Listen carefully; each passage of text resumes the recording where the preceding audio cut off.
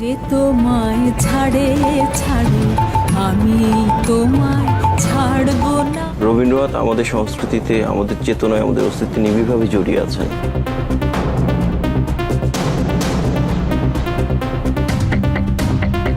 উপমহাদেশে বিশেষ করে আমাদের বাংলা ভাষায় যারা আমরা পড়াশোনা করি চিরস্মরণীয় হয়ে থাকবে।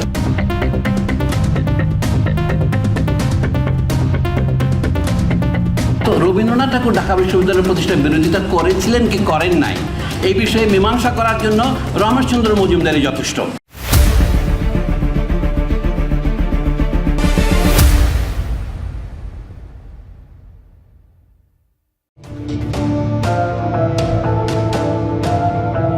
ভারতের পশ্চিমবাংলা রাজ্যের কলকাতা শহরের অন্ধকার এক জগৎ। এশিয়ার সর্ববৃহৎ পতিতালয়টি কলকাতার সোনাগাজীতে অবস্থিত। সোনাগাছির এই পতিতালয়ে প্রায় 1 লাখ মানুষের জীবন জড়িয়ে আছে। সেই সাথে জড়িয়ে আছে প্রায় 200 বছরের লুকিয়ে রাখা অনেক ইতিহাস। বাংলাদেশের জাতীয় চার নেতা সহ 1971 সালে এই পতিতালয়ে নিজেদের ধন মন জড়িয়েছেন অনেক আওয়ামী লীগের নেতা, যারা মুক্তিযুদ্ধের সময় ভারতে গিয়ে পিকনিক করেছেন। সেই পিকনিকের ফাঁকে সোনাগাছিতে সময় কাটানোর ফসল হয়ে যারা দুনিয়াতে জন্মগ্রহণ করেছেন, তাদের অনেকেই এখনও তাদের জন্মস্থানের মালিকের প্রতি কৃতজ্ঞ। সেই কৃতজ্ঞতা বোধ থেকে সোনাগাছির প্রতিষ্ঠাতা ঠাকুর পরিবারের সদস্য রবীন্দ্রনাথ ঠাকুরের প্রতি শ্রদ্ধা আর ভালোবাসায় অবনত তারা।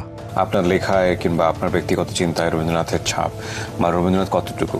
রবীন্দ্রনাথ আমাদের সংস্কৃতিতে, আমাদের চেতনায়, আমাদের অস্তিত্বে নিবিড়ভাবে জড়িয়ে আছেন। তার গভীর ভাবনা, মানব জীবন সম্পর্কিত ভাবনা, বিশ্ব ভাবনা আমাদেরকে অহিংসা বিশ্বাসের পথে আস্থাবান করে তোলে। রবীন্দ্রনাথের মধ্যে ধর্মের বিভাজন পেরিয়ে একটা আধ্যাত্মিকতা কাজ করেছে।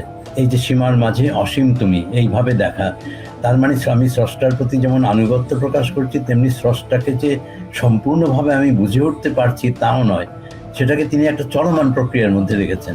গেল বছর 25শে বৈশাখ রবীন্দ্রনাথের 165তম জন্মবার্ষিকী পালিত হয়েছে। সম্প্রতি বছরগুলোতে রবীন্দ্রনাথের জন্ম মৃত্যু দিবস কিছুটা মিশ্র প্রতিক্রিয়ার মধ্য দিয়ে পালিত হয়েছে। আগের সেই সার্বজনীন শ্রদ্ধা ভালোবাসার বিপরীতে এখন বাংলাদেশের অধিকাংশ মানুষ রবীন্দ্রনাথকে মুসলিম বিদ্বেষী সাম্প্রদায়িক পতিতা ব্যবসায়ী হিন্দু অত্যাচারী জমিদার হিসেবে চিনতে শুরু করেছেন। তবে এবছর রবীন্দ্রনাথকে আবারও কিছুটা অতিমাত্রায় শ্রদ্ধা ভক্তির আসনে বসানোর চেষ্টা চলেছে। বিশেষ করে চিহ্নিত কিছু সোনাগাছিতে পয়দা হওয়া ভারতীয় এজেন্টদের লেখালেখি এবং সমাবেশে বক্তব্যগুলো নতুন করে বিতর্কের জন্ম দিয়েছে। বাংলাদেশকে বসে রাখতে ভারত গেল 55 বছর 71-এর কথিত মুক্তিযুদ্ধ, আওয়ামী লীগ, শেখ মুজিব এসব অস্ত্র ব্যবহার করেছে। 2024 সালের 5ই আগস্ট বিপ্লব পরবর্তী বাংলাদেশে আওয়ামী লীগের পতনের পরপর ভারতের তৈরি মুজিববাদের পাশাপাশি হিন্দুত্ববাদের সব অস্ত্র যেমন ISKCON, Poila Baishakh, Chhayanaut, CPB, Udichi, Proshika, Indira cultural centre সহ প্রথম আলো, ডেইলি স্টারেরও দুঃসময় চলছে। যে কারণে তারা এখন নতুনভাবে রিফাইন আওয়ামী লীগের মোড়কে পুরাতন আওয়ামী লীগ এবং হিন্দুত্ববাদের অস্ত্রগুলোকে নতুনভাবে ধারালো করবার চেষ্টা চালিয়ে যাচ্ছে। সেই ধারাবাহিকতায় রবীন্দ্রনাথকে নিয়ে এবার ব্যাপক তৎপর ছিল সোনাগাছিতে পয়দা হওয়া বাচ্চাগুলো। উপমহাদেশে বিশেষ করে আমাদের বাংলা ভাষায় যারা আমরা পড়াশোনা করি বা বাংলা ভাষায় যারা কথা বলি, তাদের কাছে চিরস্মরণীয় হয়ে থাকবে। তবে আমরা বাংলা সাহিত্যে কিন্তু স্মরণ করি রবীন্দ্রনাথকে। রবীন্দ্রনাথকে ভগবানের আসনে বসাতে গিয়ে ভারতের কাছে মাথা বিক্রি করা এসব ইতর শ্রেণী রবীন্দ্রনাথের বিরুদ্ধে সমালোচনাকে জঘন্য পাপ হিসেবে তুলে ধরার চেষ্টা চালিয়ে যাচ্ছে। রবীন্দ্রনাথের বাংলাদেশ, রবীন্দ্রনাথের বাংলাদেশ, বাংলাদেশের রবীন্দ্রনাথ। রবীন্দ্রনাথের কবিতা, গান এবং প্রবন্ধের মধ্য দিয়ে কেবলমাত্র তার চিত্ত সুখ এটির অন্বেষণ করবেন না। রবীন্দ্রনাথ ঠাকুরকে শুধুমাত্র আমরা যদি কাব্যে সীমাবদ্ধ রাখি, উনি কিন্তু ওনার প্রজাদের জন্যও অর্থনৈতিক অনেক কার্যক্রম করেছেন, সমবায়ের উদ্যোগ নিয়েছেন। চিহ্নিত এসব সমাজের কীটপতঙ্গগুলোর কাছে কোনো যুক্তি নেই, তারা শুধু গায়ের জোরে পতিতালয় ব্যবসায়ী মুসলিম বিদ্বেষী রবীন্দ্রনাথকে বিতর্কের ঊর্ধ্বে বসাতে চায়, কিন্তু দালিলিক প্রমাণের কাছে তারা অসহায়। কথিত বিশ্বকবি রবীন্দ্রনাথের আসল ইতিহাস শুধু জঘন্য নয়, মরণোত্তর শাস্তিযোগ্য অপরাধ। রবীন্দ্রনাথকে নিয়ে আলোচনা করতে গেলে প্রথমেই তার পরিচয়টা বলতে হবে। রবীন্দ্রনাথকে জমিদার পরিবারের সদস্য বলা হলেও রবীন্দ্রনাথের পূর্বপুরুষ কখনোই জমিদার ছিল না। রবীন্দ্রনাথের দাদা দ্বারকানাথ ঠাকুর ছিলেন ইংরেজদের 150 টাকার একজন চাকর। চাকর হিসেবে ইংরেজ সাহেবদের সব ধরনের সেবার ব্যবস্থা করতেন রবীন্দ্রনাথের দাদা দ্বারকানাথ ঠাকুর। এই সেবার পরিধি ছিল ব্যাপক। ইংরেজরা যখন এদেশে আসে তখন তাদের সাথে আসা নারীদের সংখ্যা ছিল সীমিত। কলকাতায় অবস্থান করা ইংরেজ বাবুদের যৌন চাহিদা পূরণে রবীন্দ্রনাথের দাদা বিশেষ ব্যবস্থা চালু করেছিলেন। সপ্তাহে একদিন দ্বারকানাথ ঠাকুরের বাসায় বসত মদ আর আফিমের আসর। সেই সাথে রাতভর আনন্দ ফুর্তির জন্য রাখা হতো ভারতীয় নারীদেরকে। প্রথম দিকে নারীদের সংখ্যা কম হয় ইংরেজদের মনোরঞ্জনের জন্য নিজের পরিবারের নারীদেরকে পর্যন্ত ইংরেজদের হাতে তুলে দিতেন দ্বারকানাথ। রবীন্দ্রনাথের শারীরিক গড়নের কারণে অনেকেই মনে করেন রবীন্দ্রনাথের মায়ের গর্ভে আসা রবীন্দ্রনাথ ইংরেজদের অবৈধ সন্তান। একই অভিযোগ করেছেন ভারতের নোবেল বিজয়ী অর্থনীতিবিদ অমর্ত্য সেন। রবীন্দ্রনাথের সাম্প্রদায়িক উগ্রতার কট্টর বিরোধিতা করা এই অর্থনীতিবিদ বলেছেন, রবীন্দ্রনাথের আসল জন্ম পরিচয় পেতে তার ডিএনএ পরীক্ষা করা প্রয়োজন। অন্যের মনোরঞ্জনের জন্য বেশ্যাবৃত্তির পাশাপাশি ঠাকুর পরিবারের নারী পুরুষদের মধ্যেও অনৈতিক মেলামেশার ব্যাপক প্রচলন ছিল। খোদ রবীন্দ্রনাথের সাথে তার ভাবি কদম্বরী দেবীর পরকীয়ার সম্পর্কের জেরে কাদম্বরী আত্মহত্যা করেছিলেন। 1883 সালে রবীন্দ্রনাথের বিয়ের 4 মাসের মাথায় তার ভাবি প্রেমের বিরহে আত্মহত্যা করেন। কাদম্বরী দেবী কোনোভাবেই চায়নি রবীন্দ্রনাথ বিয়ে করুক, কিন্তু রবীন্দ্রনাথ বিয়ে করার পর থেকেই প্রেমের বিরহে কাদম্বরী মাদকাসক্ত হয়ে ওঠেন। উইকিপিডিয়ার তথ্য অনুযায়ী কাদম্বরীর মৃত্যুর কারণ হিসেবে অতিরিক্ত আফিম সেবনের কথা বলা হয়েছে। বিদেশি মাদক আফিমের সহজলভ্যতা প্রমাণ করে ঠাকুর পরিবারের সাথে ইংরেজদের কতটা গভীর সম্পর্ক ছিল। মূলত ঠাকুরবাড়ির জমিতে গোড়াপত্তন হয়েছিল কলকাতার বহুল আলোচিত সোনাগাছির পতিতাপল্লী, যার প্রতিষ্ঠাতা রবীন্দ্রনাথের দাদা দ্বারকানাথ ঠাকুর। 2012 সালে আনন্দবাজার পত্রিকার একটি নিবন্ধ ছাপা হয়েছিল, যেখানে ওই সোনাগাছিতে ঠাকুর পরিবারের মোট 43টি যৌনপল্লীর কথা বলা হয়েছে, যে ব্যবসা রবীন্দ্রনাথের জীবদ্দশা পর্যন্ত চালু ছিল বলেও পত্রিকাটিতে দাবি করা হয়েছে। ভারতের প্রখ্যাত ইতিহাসবিদ গোলাম আহমেদ মর্তুজা এক অনন্য ইতিহাসের অসাধারণ দ্বারকানাথ অধ্যায়ে রবীন্দ্রনাথের 3 পুরুষ ধরে চলা পতিতা ব্যবসার সবিস্তর চিত্র তুলে ধরা হয়েছে।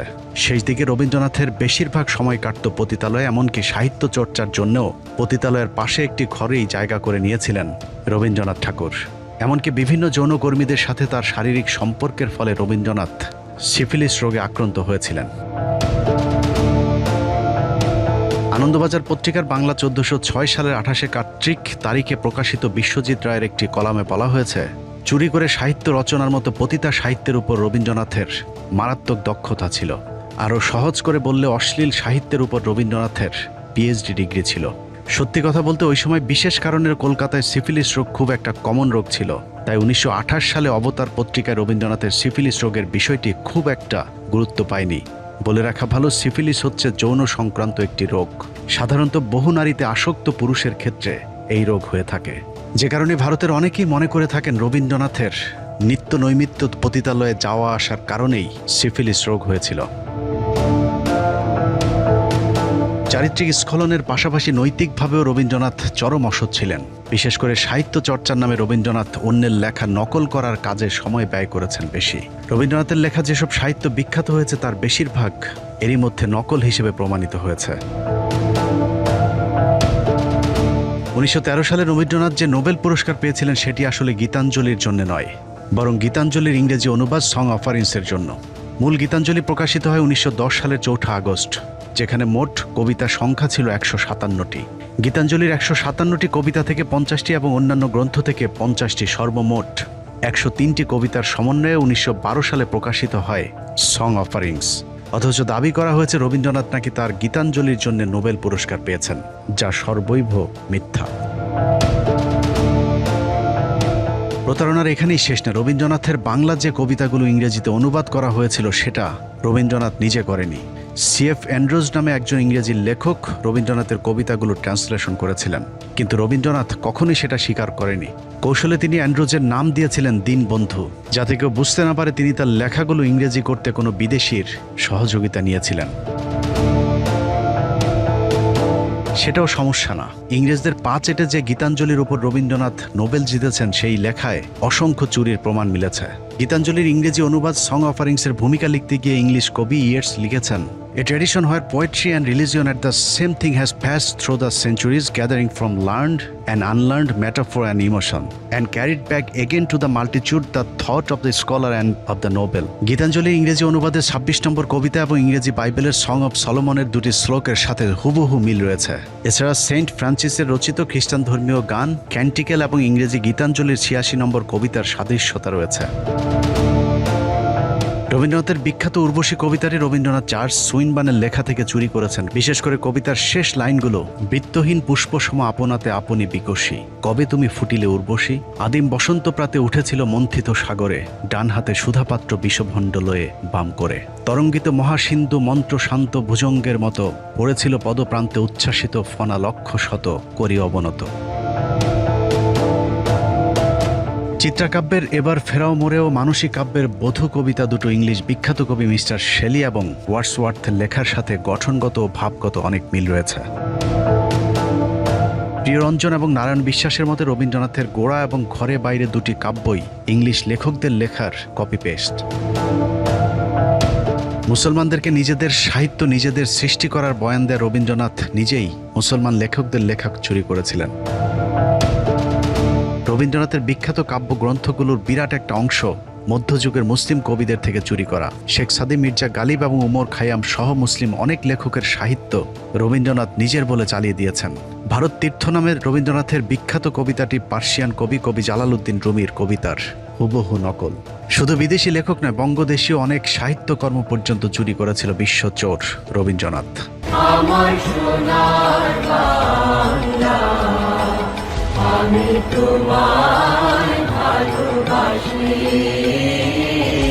বাংলাদেশের কথিত জাতীয় সঙ্গীত আমার সোনার বাংলা গান নিয়ে অনেক বিতর্ক রয়েছে। 1905 সালে বঙ্গভঙ্গ রদের বিরোধিতা করে লেখা আমার সোনার বাংলা গানটির প্রতিটি লাইন এদেশের দরিদ্র মুসলমানদের বিরোধিতা করে লিখেছিলেন রবীন্দ্রনাথ। পূর্ব বাংলা অর্থাৎ বর্তমান বাংলাদেশ যেন কোনোভাবেই অর্থনৈতিকভাবে এগিয়ে যেতে না পারে সেই লক্ষ্যে হিন্দু জমিদারেরা সহিংস আন্দোলন শুরু করেছিল, যার নেতৃত্ব দিয়েছিলেন রবীন্দ্রনাথ, শ্যামাপ্রসাদের মতো কট্টর সাম্প্রদায়িক হিন্দু নেতারা। ইংরেজরা চেয়েছিলেন কলকাতাকে পশ্চিমবাংলার রাজধানী রেখে পূর্ব বাংলার পিছিয়ে পড়া বিশাল জনগোষ্ঠীর জন্য ঢাকাকে রাজধানী করে পৃথক একটি অর্থনৈতিক অঞ্চল তৈরি করতে। কিন্তু হিন্দু জমিদারেরা কিছুতেই চাননি মুসলমানেরা এগিয়ে যাক, কারণ তারা মনে করত পূর্ব বাংলায় আলাদা প্রাদেশিক রাজধানী হলে পশ্চিম বাংলার থেকে অর্থনৈতিক বাজেট কর্তন করা হবে। সে কারণেই তারা ব্যাপক বিদ্রোহ শুরু করে, যে বিদ্রোহে ক্ষুদিরাম সহ আরও অনেকে নিহত হয়। যদিও কট্টর হিন্দু সন্ত্রাসী ক্ষুদিরামকে ইতিহাসে বানানো হয়েছে মহানায়ক, মূলত সে ছিল একজন মুসলিম বিদ্বেষী। তাদের সম্মিলিত আন্দোলনের মুখে ইংরেজ সরকার 6 বছরের মাথায় 1911 সালে বঙ্গভঙ্গ করতে বাধ্য হয়, যে বঙ্গভঙ্গের কারণে আমাদের পূর্ব বাংলার মানুষ 100 বছর পিছিয়ে যায়।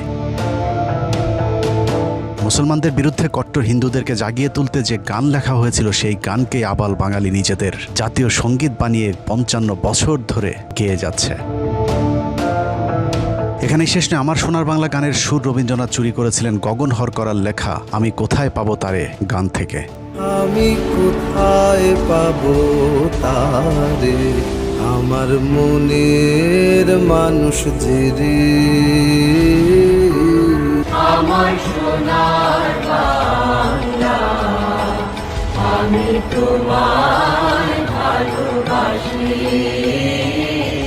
রবীন্দ্রনাথের শিলাইদহে একই সাথে সাহিত্য চর্চা করতেন গগন হরকরা। তার কাছ থেকে অনেক গানের কথা এবং সুর চুরি করেছিলেন রবীন্দ্রনাথ। যে তোমায় ছাড়ে ছাড়ে আমি তোমায় ছাড়বো না। আমার সোনার বাংলা গানের মতো রবীন্দ্রনাথের যে তোমায় ছাড়ে ছাড়ুক গানের সুরও গগন হরকরার ওমন আশার মায়ায় ভুলে রবে গানের সুর থেকে চুরি করা।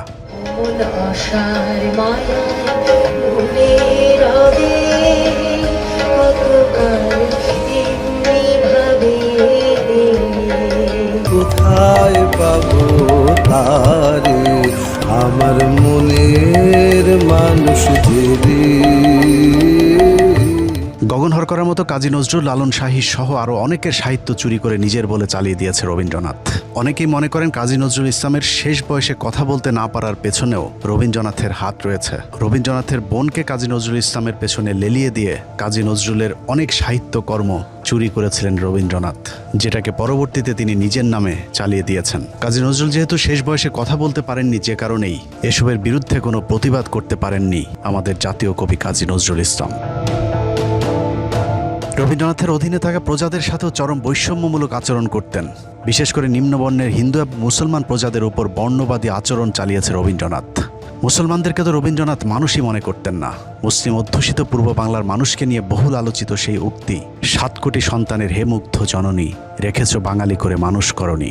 রবীন্দ্রনাথ কতটা মুসলিম বিদ্বেষী ছিল এটাই তার জ্বলন্ত প্রমাণ। তারপরেও বাংলাদেশের ভারতীয় দালালেরা রবীন্দ্রনাথকে বর্ণবাদী বলতে নারাজ, অথচ রবীন্দ্রনাথ ছিল ভারতীয় বর্ণবাদীদের প্রধান পৃষ্ঠপোষক। তো রবীন্দ্রনাথ ঠাকুর ঢাকা বিশ্ববিদ্যালয়ের প্রতিষ্ঠার বিরোধিতা করেছিলেন কি করেন নাই, এই বিষয়ে মীমাংসা করার জন্য রমেশচন্দ্র মজুমদারই যথেষ্ট। 1947 পর্যন্ত প্রত্যেক বছর বক্তৃতা তারা বলতেন এই বিশ্ববিদ্যালয় বন্ধ করে দেওয়া। ঢাকা বিশ্ববিদ্যালয়ের প্রতিষ্ঠায় যারা বিরোধিতা করেছিলেন তাদের মাঝে কলকাতা বিশ্ববিদ্যালয়ের ভিসি আশুতোষ মুখার্জি, তার ছেলে শ্যামাপ্রসাদ মুখার্জি, বিপিন চন্দ্র পাল, সুরেন্দ্র ব্যানার্জি, প্যারীমোহন মুখোপাধ্যায়, সুরেন্দ্রনাথ সমাজপতি এবং আম্বিকাচরণ মজুমদারের নাম সকলেই জানে। কিন্তু এসব মুসলিম বিদ্বেষী হিন্দু ব্রাহ্মণদের নেতৃত্বে থাকা রবীন্দ্রনাথের নামটা ইতিহাস থেকে মুছে ফেলার চেষ্টা চলেছে। অথচ ঢাকা বিশ্ববিদ্যালয়ের প্রতিষ্ঠা তথা পূর্ব বাংলায় মুসলমানদের শিক্ষার বিরুদ্ধে সবচেয়ে বেশি তৎপর ছিল রবীন্দ্রনাথ ঠাকুর। মুসলমানরা যদি লেখাপড়া শেখে তাহলে কায়েদবনের মর্যাদা থাকে। আমরা অনেক তথ্য পেয়েছি যে তথ্যের মধ্যে রবীন্দ্রনাথ এবং ঢাকা বিশ্ববিদ্যালয়ের বন্ধন অনেক সুদৃঢ় হয়েছিল। 1912 খ্রিস্টাব্দে 28শে মার্চ কলকাতার গড়ের মাঠে এক বিশাল জনসভা হয়েছিল। ঠিক তার দুদিন পূর্বে আরেকটি গুরুত্বপূর্ণ মিটিং হয়েছিল, যেখানে চূড়ান্ত সিদ্ধান্ত নেওয়া হয়েছিল যে ঢাকায় বিশ্ববিদ্যালয় হতে কোনোভাবেই দেওয়া যাবে না। গুরুত্বপূর্ণ সভায় হিন্দু নেতারা উপস্থিত ছিলেন। নতুন রাজ্য পুনর্গঠনে ঢাকা বিশ্ববিদ্যালয় প্রয়োজন কিনা বা শিক্ষা বিষয়ে করণীয় কি আলোচনার জন্য নীরজচন্দ্র চৌধুরী লিখেছেন, 1912 সালের 28শে মার্চ গড়ের মাঠের ওই সমাবেশের সভাপতি ছিলেন রবীন্দ্রনাথ ঠাকুর। ডক্টর রমেশচন্দ্র মজুমদার লিখেছেন, কলকাতা বিশ্ববিদ্যালয়ের ভিসি আশুতোষ মুখার্জির নেতৃত্বে ভাইসরয় লর্ড হার্ডিন্সকে 18 বার স্মারকলিপি দিয়ে চাপ সৃষ্টি করেছিল কোনোভাবেই যেন ঢাকা বিশ্ববিদ্যালয়ে প্রতিষ্ঠা করতে না দেওয়া হয়। ওই সময় রবীন্দ্রনাথেরা ঢাকা বিশ্ববিদ্যালয়কে বিদ্রূপ করে মক্কা বিশ্ববিদ্যালয় ডাকতেন। জীবন্ত কিংবদন্তি ভারতের বিখ্যাত ইতিহাসবিদ সুকৃতি রঞ্জন বিশ্বাসের সরাসরি বক্তব্যই দিয়েছেন পতিতা ব্যবসায়ী রবীন্দ্রনাথ কতটা সাম্প্রদায়িক ছিলেন। গড়ের মাঠে সেই মিটিং এর থেকে অনেক বড় ডায়াস হলো, তার সভাপতি হলেন বিশ্বকবি রবীন্দ্রনাথ ঠাকুর। সেখানে প্রস্তাব পাশ হচ্ছে ঢাকাতে যেন বিশ্ববিদ্যালয় ইংরেজ গভর্নমেন্ট না করে। 18 বার স্মারকলিপি দিয়েছিল যাতে ঢাকাতে ইউনিভার্সিটি না। এসব প্রমাণের বিরুদ্ধে অবশ্য সোনাগাছিতে জন্ম নেওয়া বাংলাদেশি রাজনীতিবিদ, পেশাজীবী, বুদ্ধিজীবীরা কাউন্টার ন্যারেটিভ তৈরি করেছেন। তাদের মতে রবীন্দ্রনাথ ছিল অসাম্প্রদায়িক, শিক্ষানুরাগী, সার্বজনীন একজন কবি। তাকে নিয়ে বিতর্কের কোনো অবকাশ নেই। এবার চলুন কারো কথা বিশ্বাস না করে রবীন্দ্রনাথের নিজের লেখা সাহিত্য থেকেই প্রমাণ করা যাক কতটা সাম্প্রদায়িক, ইসলাম বিদ্বেষী, কট্টর হিন্দুত্ববাদী লেখা ছিল রবীন্দ্রনাথ ঠাকুর। রবীন্দ্রনাথ তার হিন্দু ধর্মের গুণগান করে লেখালেখি করলেও সবসময় ইসলামের বিরুদ্ধে চরম অবমাননাকর লেখালেখি করতেন। রবীন্দ্রনাথের বীরগুরু প্রবন্ধে ইসলাম ধর্মকে চরমভাবে কটাক্ষ করা হয়েছে। হযরত মুহাম্মদ সাল্লাল্লাহু আলাইহি সাল্লাম এবং গোবিন্দকে তুলনা করতে গিয়ে রবীন্দ্রনাথ লিখেছেন, ঈশ্বরের কাছে প্রার্থনা করিবার সময় মোহাম্মদ নিজের নাম উচ্চারণ করিতে আদেশ করিয়া গিয়াছেন, অথচ গোবিন্দর প্রশংসা করে লিখেছেন, গোবিন্দ ধর্মপ্রচার পুণ্যের জন্য বিস্তার ও পাপের বিনাশ সাধনের জন্য আসিয়াছেন। অন্যান্য মানুষ যেমন তিনিও তেমনই একজন মানুষ, তিনি পিতা পরমেশ্বরের দাস। এই পরমাশ্চর্য জগতের একজন দর্শক মাত্র, তাকে ঈশ্বর বলিয়া যে পূজা করিবে নরকে তাহার গতি হইবে। অথচ হযরত মুহাম্মদ সাল্লাল্লাহু আলাইহি সাল্লামও কোথাও তাকে পূজা কিংবা সেজদা করার কথা বলেননি। সেজদা একমাত্র মহান আল্লাহর প্রতি। তারপরেও রবীন্দ্রনাথ হযরত মুহাম্মদ সাল্লাল্লাহু আলাইহি সাল্লামকে চরমভাবে অপমান করে কথা বলেছেন। এছাড়া রবীন্দ্রনাথ লিখেছেন, জবনদের মুখে আল্লাহু আকবার ধ্বনি আসছে, আর অন্যদিকে আর্য যোদ্ধারা হিন্দুস্তান রক্ষা করতে তাদের বিরুদ্ধে যুদ্ধ করছে। রবীন্দ্রনাথ মুসলমানদেরকে কতটা ঘৃণা করত তার লেখাতেই ফুটে উঠেছে। মুসলমানদেরকে এখানে জবন বলা হয়েছে, জবন অর্থ বর্বর। এছাড়া আল্লাহর নামটাও বিকৃতভাবে লিখেছে পতিতা ব্যবসায়ী রবীন্দ্রনাথ। অথচ হিন্দুস্তান রক্ষাকারী অর্থাৎ হিন্দুদেরকে আর্য যোদ্ধা হিসেবে উল্লেখ করেছে তিনি। রবীন্দ্রনাথ মূলত ভারতের মুসলিম শাসনের বিরুদ্ধে সাম্প্রদায়িক এই লেখাটি লিখেছেন। যদিও রবীন্দ্রনাথের পুরো সাহিত্য জীবনে ইংরেজ শাসনের বিরুদ্ধে একটি অক্ষরও লেখা নেই। যেখানে আমাদের জাতীয় কবি ইংরেজদের বিরুদ্ধে লেখালেখি করতে কারাভোগ করেছিলেন, কারাগারে বসেই তিনি লিখেছিলেন, কারার ওই লৌহ কপাট। প্রায়শ্চিত্ত নাটকে রবীন্দ্রনাথ লিখেছেন, খুন করাটা যেখানে ধর্ম সেখানে না করাটা পাপ। এটা শিখতে তোমার বাকি আছে যে মুসলমান আমাদের ধর্ম নষ্ট করছে, আর যারা মিত্র তাদের বিনাশ না করাই অধর্ম। বেদ ব্রাহ্মণ রাজা ছাড়া আর কিছু নাই ভবে পূজা করিবার, এই কটি কথা যেন মনে সার, ভুলিনি আমি কথা হবে। অর্থাৎ পৃথিবীর একমাত্র হিন্দু ধর্মই সঠিক ধর্ম, তাদের ব্রাহ্মণ রাজাই একমাত্র পূজার যোগ্য। এক কথায় বললে রবীন্দ্রনাথ ছিল শুধুমাত্র মুসলিম বিদ্বেষী। রবীন্দ্রনাথের জীবদ্দশাতেই তার বিরুদ্ধে সাম্প্রদায়িকতার অভিযোগ উঠেছিল। বিশেষ করে মুসলিম বিদ্বেষের বিষয়টি পরিষ্কারভাবেই ফুটে উঠেছিল এবং রবীন্দ্রনাথ নিজেই হিন্দুত্ববাদীদের কবি হিসেবেই নিজেকে পরিচয় দিতে গর্ববোধ করতেন। তিনি লিখেছিলেন, মুসলমান বিদ্বেষ বলিয়া আমরা আমাদের জাতীয় সাহিত্য বিসর্জন দিতে পারি না। মুসলমানদের উচিত নিজেদের জাতীয় সাহিত্য নিজেদেরই সৃষ্টি করা। রবীন্দ্রনাথ জীবিত থাকতেই তার সাহিত্য মুসলমানদের জন্য নিষিদ্ধ করে গিয়েছিলেন, যদিও সেই সাহিত্য এখন আমাদের মুসলমানদেরকে নানাভাবে গেলানোর চেষ্টা করা হচ্ছে। কবি মোতাহার হোসেন চৌধুরী শান্তিনিকেতনে রবীন্দ্রনাথকে জিজ্ঞেস করেছিলেন, আপনার লেখা ইসলাম এবং বিশ্বনবী সম্পর্কে কোনো প্রশংসা নেই কেন? উত্তরে রবীন্দ্রনাথ বলেছিলেন, কোরআন পড়তে শুরু করেছিলাম, কিন্তু বেশি দূর এগোতে পারিনি, আর তোমাদের রাসূলের জীবন চরিত্র ভালো লাগেনি। ইংরেজদের 200 বছরের ইতিহাসে ব্রিটিশ বিরোধী সংগ্রামে মুসলমানরা প্রতিটি আন্দোলনে নেতৃত্ব দিয়েছেন। অন্যদিকে রবীন্দ্রনাথের মতো ব্রাহ্মণ শ্রেণী ইংরেজদের পা চেটে জমিদার তন্ত্র টিকিয়ে রেখেছেন। শুধু তাই নয়, মুসলমানেরা ইংরেজদের বিরুদ্ধে বিদ্রোহ করারও কট্টর সমালোচক ছিলেন রবীন্দ্রনাথ। রবীন্দ্রনাথ তার কণ্ঠরোধে লিখেছেন, কিছুদিন হইল একদল ইতর শ্রেণীর অবিবেচক মুসলমান কলকাতার রাজপথে লোস্টন হস্তে অভদ্রতার চেষ্টা করিয়াছিল। তাহার মধ্যে বিস্ময়ের ব্যাপার এই যে উপদ্রবের লক্ষ্যটা বিশেষ করে ইংরেজদের প্রতি। তাদের শাস্তিও যথেষ্টই হইয়াছিল। প্রবাদ আছে, ইট্টি মারিলে পাটকেলটিও খাইতে হয়। কিন্তু মূর্গণ অর্থাৎ মুসলমানগণ ইট্টি মারিয়া পাটকেলের অপেক্ষা অনেক শক্ত শক্ত জিনিস খাইয়াছিল।